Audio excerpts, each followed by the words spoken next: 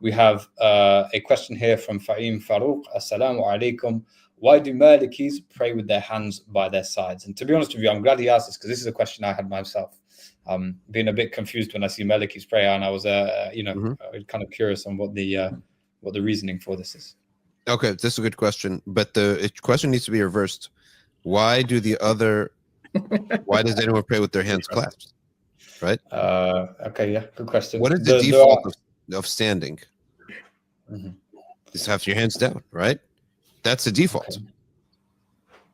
Okay. Now you're going to answer, and we're going to affirm the answer that the Prophet said, "Pray with your hands on your side." Okay, right? So now we follow up the question with, "This is a command," and we all know in fiqh what is the nature of the command, which prayer, and what is the ruling of this command? Is it a fard? Is it a sunnah? Is it a fadila? Is it a rukhsa? And in which prayer? That is a structure by which the Malikis approach this question. So the idea that praying with the arms down is a default is confirmed by this hadith, because if the Prophet is saying, pray with your one hand over the other, with your hands clasped, therefore what were they praying before? With their arms down. Okay. So now, you see this? The question becomes now, in which prayer, and why did he say it, and what is the ruling of it? That's where we all differ.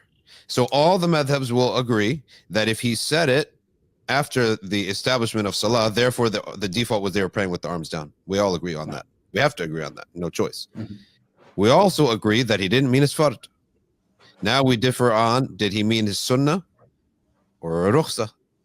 And here the Ahnaf have their opinion. The Malik's opinion is based on the amal, which is what people are doing in the city of Medina. We have many ahadiths of his teachers, including Sa'id ibn Musayyib, being one of the elder tabi'is, and definitely in the chains of Malik's ahadith, that he always prayed with his arms down.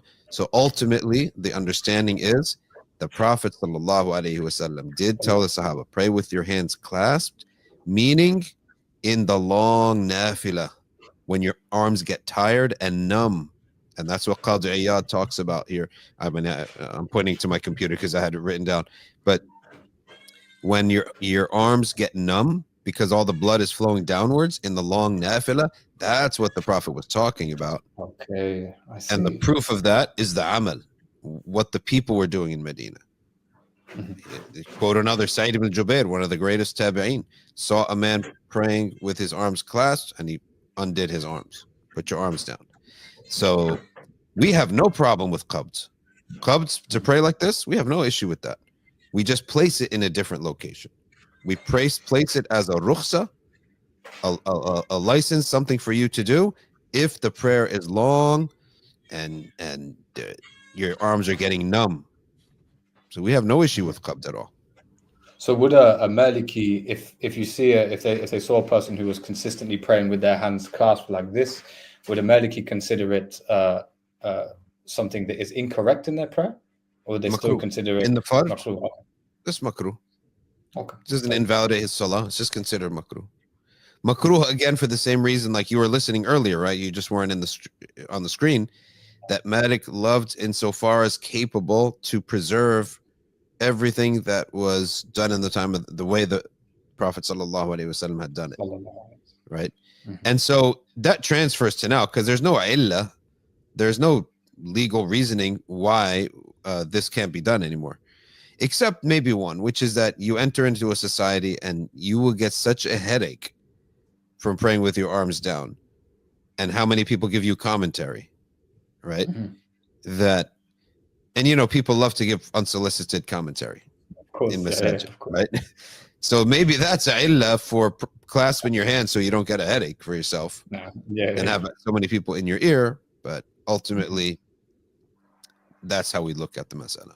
MashaAllah. And I suppose also there's the concept of, not trying to cause any sort of disturbance or any fitna within a community. If you're, praying in a different way, there's an ability to kind of fall in line with the madhab of the land, I suppose.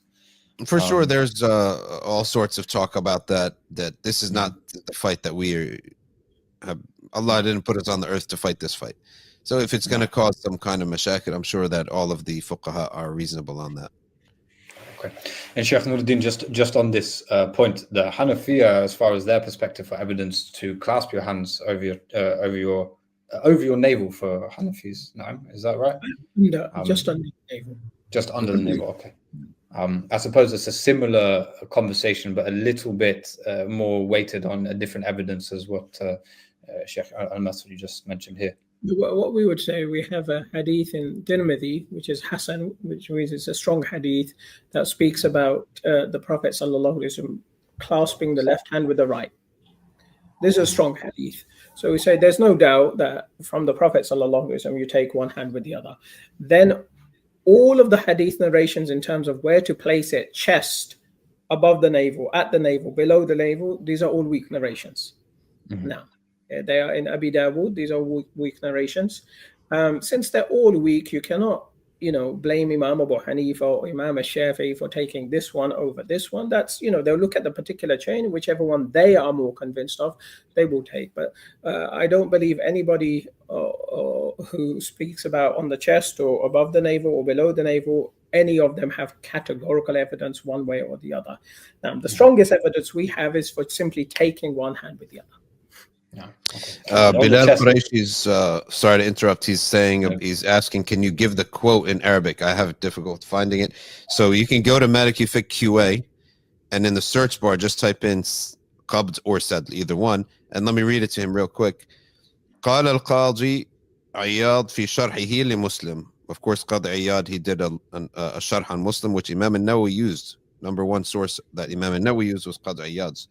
He says, فقد بوب البخاري بابا للاستعانة باليد في الصلاة وهذا يدل على أن البخاري لا يرى أن القبض من سنن الصلاة وهو يتفق مع قول الأوزاعي. So he begins by saying that Bukhari has a chapter in this, in his Sahih, on leaning in Salah.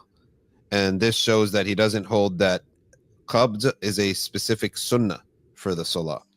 And he agrees with Awza'i, الذي قال, now he quotes Awza'i, قال أن الصحابة, the Sahaba, كانوا يرسلون أيديهم, their hands were down by their sides, في الصلاة, okay?